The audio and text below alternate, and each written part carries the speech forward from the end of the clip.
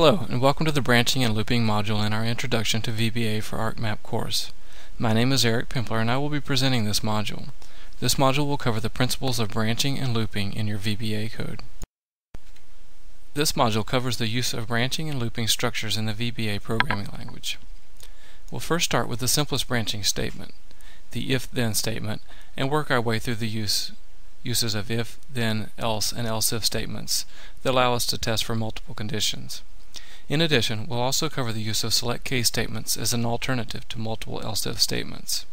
Using select case instead of multiple else-if statements helps to simplify your code and make it easier to maintain. Finally, we'll cover multiple looping VBA structures, including for and do loops.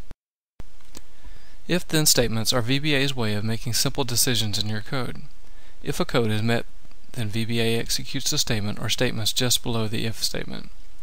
If the statement is not met, then VBA skips to the line just below the end if statement. You can see an example of the syntax of if-then statements in this slide. The else statement can be added to the original if-then statement if you need to decide between two courses of action. This gives you a course of action for true or false types of situations. VBA will first evaluate the if condition statement. If the condition is true, then the first set of statements will execute, and then VBA will skip down to the line immediately below the end if statement. However, if the condition is false, then VBA will execute the statements just below the else statement, before skipping down below the end if statement. One of the two set of statements will execute. The if-then statement can be further extended with the use of one or more else-if statements. This gives your code the ability to decide between multiple courses of action. You can include one or more else-if statements inside the if-then statement. Here you'll see the syntax with the full if-then else-if else statement in place. If condition 1 evaluates to true, the first code block, statements 1, is executed, and then VBA continues executing at the first line below end if. If condition 1 evaluates to false and condition 2 evaluates to true, the second code block, statements 2, is executed, and then VBA continues executing at the first line below end if. This process will continue until one of the conditions evaluates to true. In the event that no conditions evaluate to true, the statements in the else code block will execute. In the absence of an else statement and no conditions evaluate to true, VBA will simply continue execution with the line immediately after the end if statement. If-then statements can be nested to test for multiple conditions in your code. Each if-then statement must be complete. That is, each if-then statement must be ended with the end if statement. By convention, you should indent your if statement to make your code easier to read and maintain. Here's an example of a nested if-then statement. There is no limit on the number of nested if-then statements. Including multiple else-if statements can be confusing and difficult to maintain. The select case statement provides an effective alternative to using multiple else-if statements, while providing the same capabilities.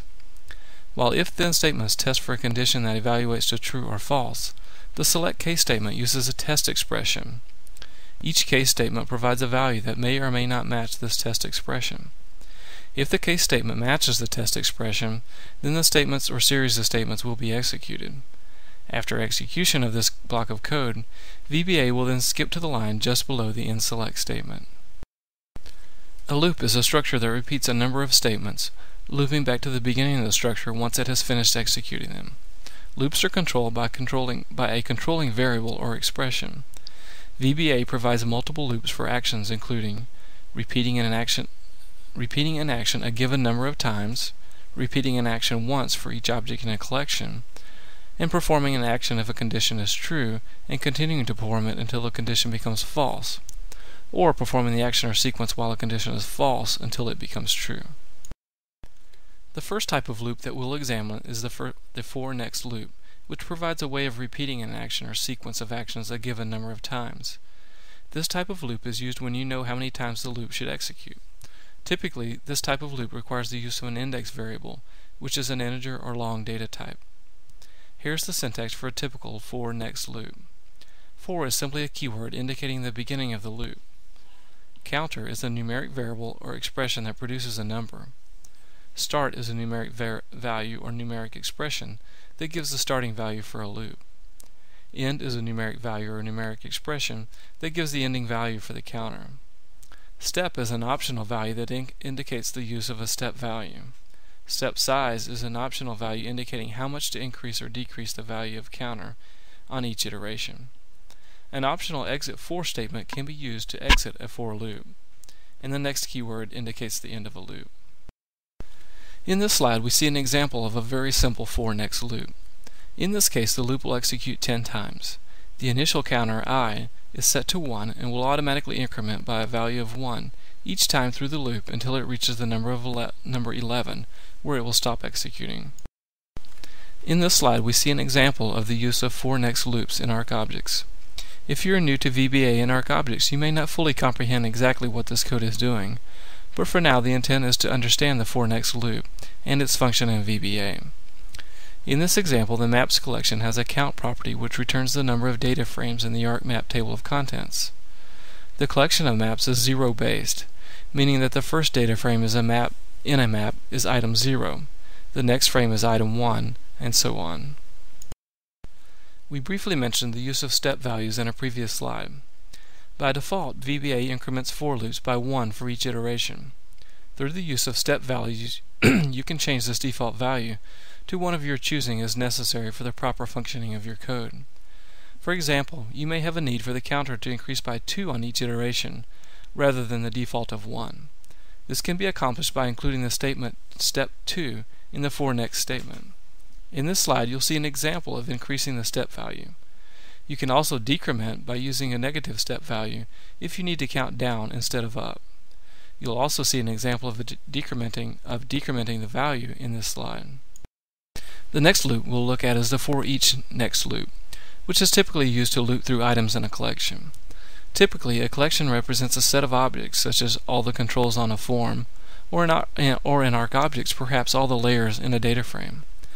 Logically, this loop is similar to the for next loop, and its syntax is roughly the same. Here, you'll see the syntax for this loop as well as an example that loops through each of the controls on a user form. If the control is a text box, the text property is set using the load_res string function, which loads a value from a resource file.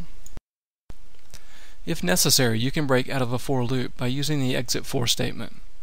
When VBA encounters this statement, it immediately stops executing the loop and continues execution at the line immediately following the next statement.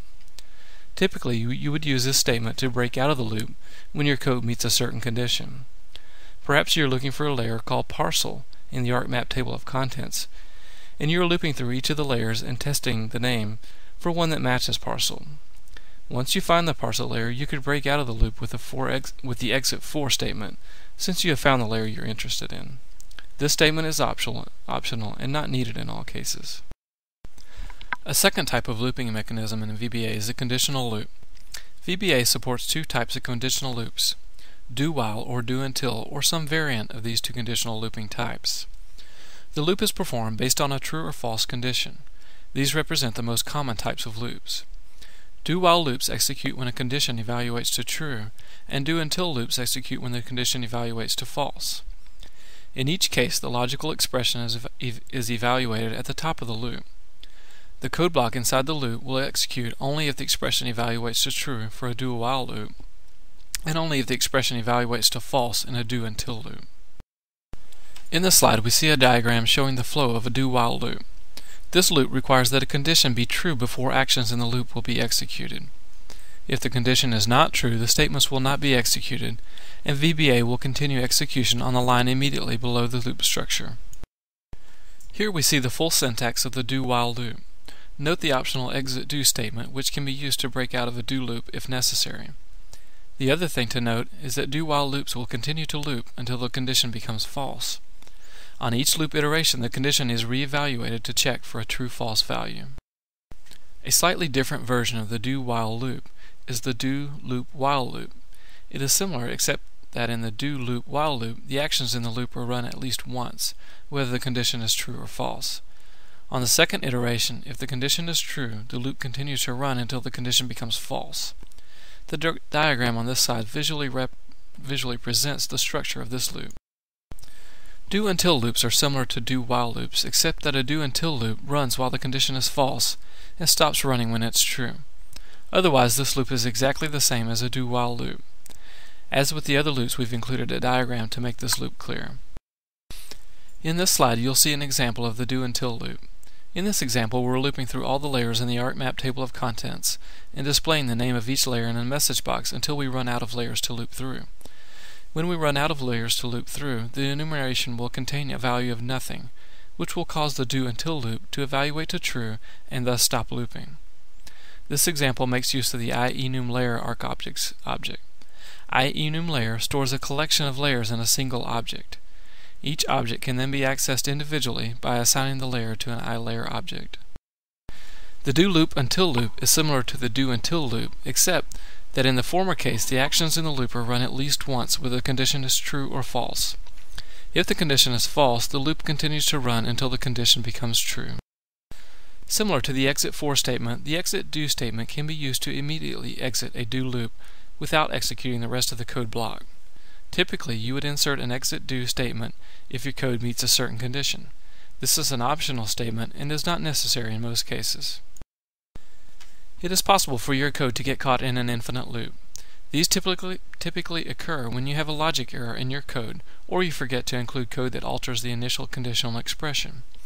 In any case, the loop will continue running until you either physically break out of the code using Control plus break, or the computer runs out of memory and crashes.